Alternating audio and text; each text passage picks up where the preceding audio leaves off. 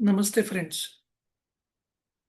आज मैं आपके साथ कुछ इम्पोर्टेंट बात करना चाहता हूँ जिससे लोग नॉर्मली हिचकिचाते हैं, राइट?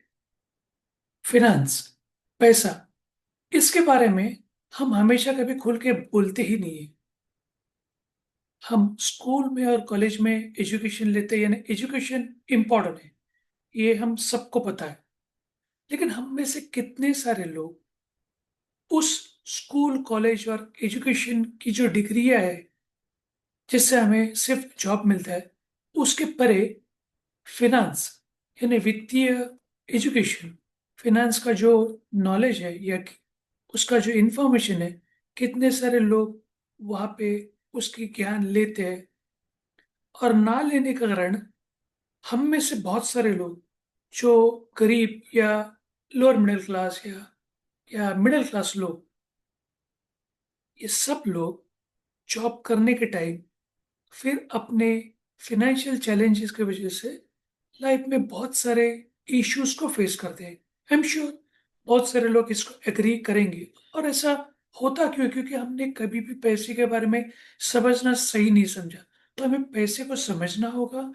इससे रिलेटेड जितनी भी सारी चीजें हैं, वो पैसा कैसे कमाया जाता है, अलग अलग रास्ते कौन से हैं, उसको बढ़ाए कैसे जाता है, उसको सुरक्षित कैसे रखा जाता है, ये सब चीज हमें सीखना चाहिए। और सिर्फ हमें नहीं सीखना चाहिए, अपने फैमिली मेंबर्स, अपने बच्चों को भी सिखाना चाहिए, अगर वो अ, आपके पास अगर है तो। ये बुक अगर आपने देखा होगा, बैक साइड में author Robert Kiyosaki, American businessman author भी है। लगभग 78 साल के, अभी 78 ईयर्स, 26 से ज्यादा बुक्स लिखे, 40-45 मिलियंस कॉपीज उनकी मल्टीपल बुक्स की चली गई है।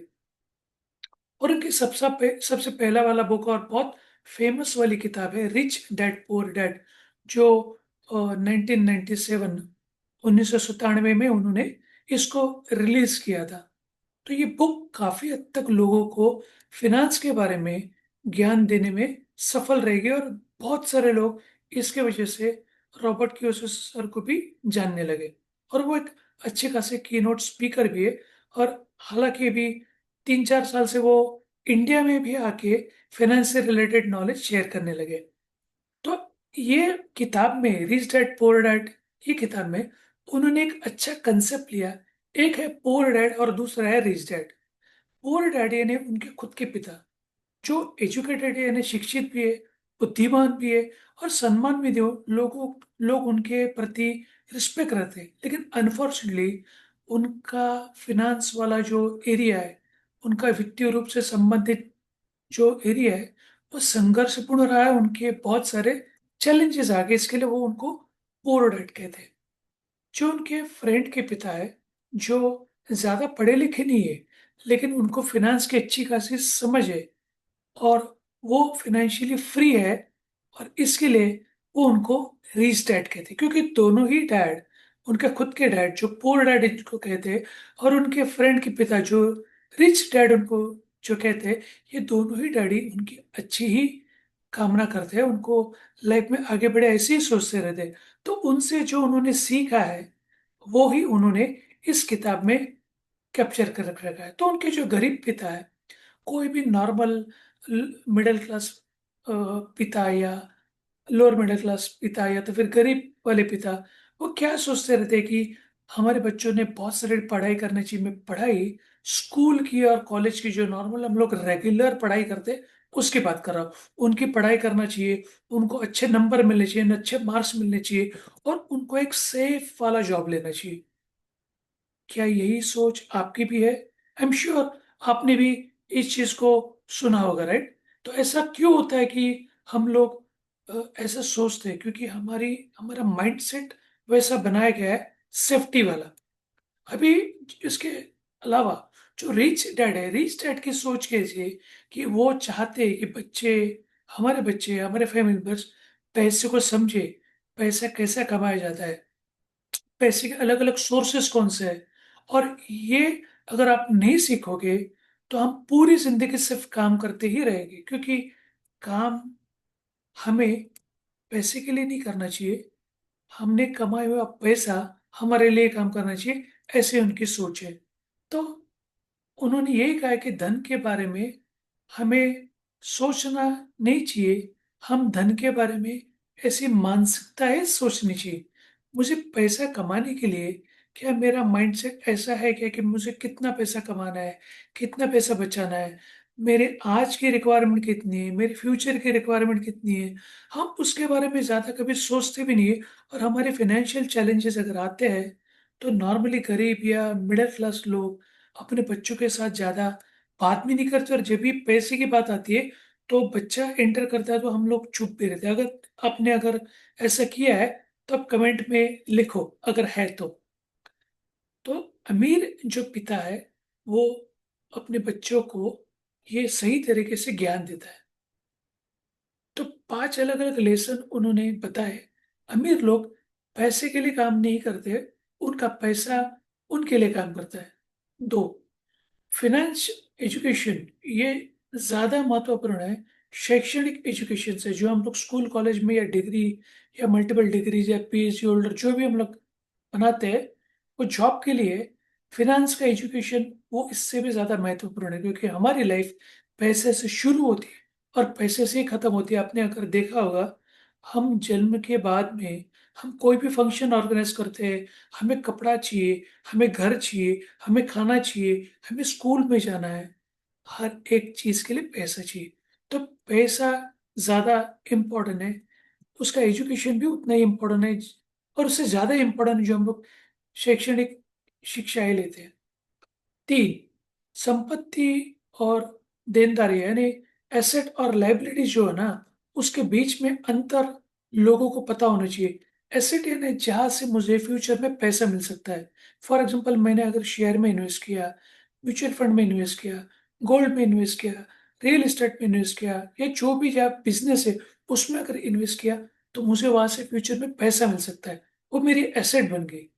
लेकिन गरीब इंसान क्या करता है, वो लाइबिलिटीज में इन्वेस्ट करता है। लाइबिलिटीज यानी क्या, मेरे पास अगर सादा वाला मोबाइल है तो मैं उसको बड़ा वाला मोबाइल लेता हूँ।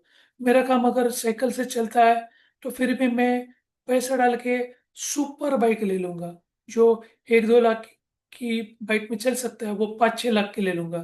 कई के बार ऐसा भी होता है कि वो लोगों के दिखावे के चक्कर में कोई लोग 4 व्हीलर लेते हैं, और 4 व्हीलर लेने तक भी ठीक है, लेकिन फिर 4 व्हीलर लेने के बाद में इससे बड़ी अपग्रेडेड कार भी वो लेना चाहते हैं, क्योंकि वो कंपैरिजन मोड में रहते हैं। तो ऐसी टाइप की माइंडसेट या मानसिकता ही गरीब मानसिकता है, ऐसा ऑथर कहते हैं। उन्होंने ये भी बोला कि लोगों ने अपने व्यवसाय के ऊपर फोकस करना चाहिए, सिर्फ नौकरी के लिए नहीं, क्योंकि नौकरी is a single point of source अगर आपका है इनकम का, तो आप सिर्फ एक स्टेप पीछे हो गरीब होने के लिए। यानी आप सिर्फ सरवाइव कर रहे हो अगर आप सिर्फ जॉब करते हो। मैं उन सीएफओ सीईओ की बात नहीं करता जो मिलियंस ऑफ रुपीज या मिलियंस ऑफ डॉलर में कमाते हैं। मैं नॉर्मली गरीब या मिडिल क्लास लोगों की बात करता हूँ, जिनका मुश्किल से घर चलते रहता है।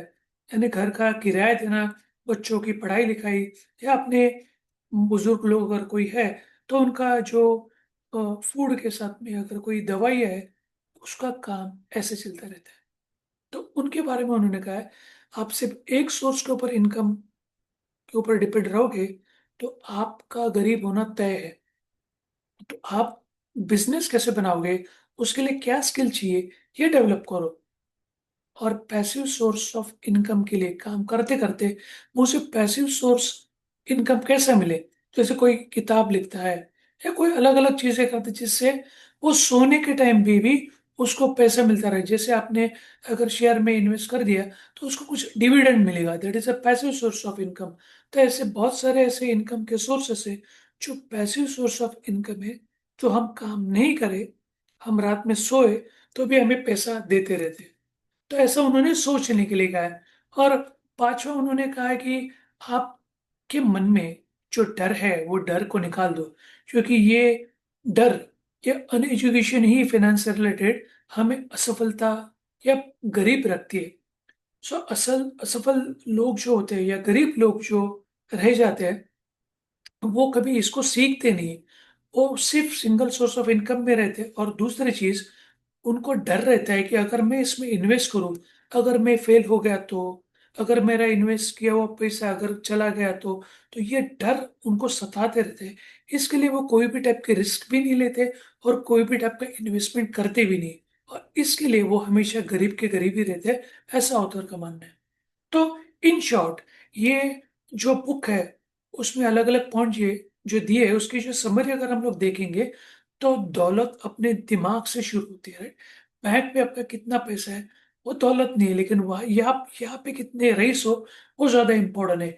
केवल एक वेतन के ऊपर आप डिपेंड ना रहो तो आप कभी भी अमीर नहीं बन सकते। एक्सेप्शन सीईओ सीटीओ, बहुत बड़े बड़े डेजिग्नेशन के जो लोग हैं उनकी बात अलग हो सकती है, लेकिन उनके खर्चे भी शायद उसके हिसाब से होते रहेंगे।